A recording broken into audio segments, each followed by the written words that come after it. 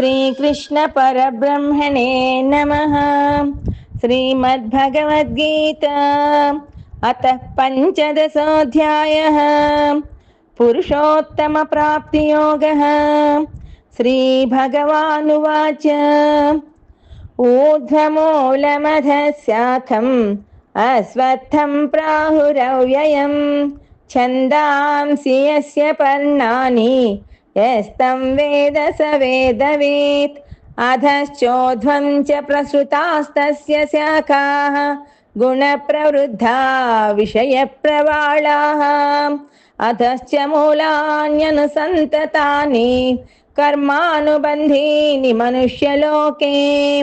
न रूपमस्येह ततोपलभ्यते नान्तो न चादिर्न च सम्प्रतिष्ठा।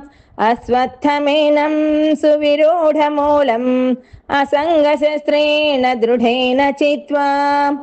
सर्वे जना सुखिनो भवन्तु।